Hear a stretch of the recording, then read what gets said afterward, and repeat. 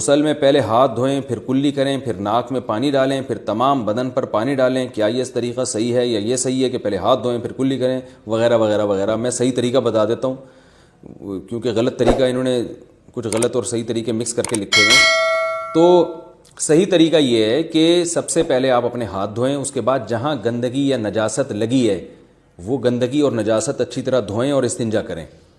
उसके बाद आप मुकम्मल वज़ू करें, जैसे हम प्रॉपर वज़ू करते हैं, और फिर उसके बाद आप पूरे जिस्म पे पानी डालें।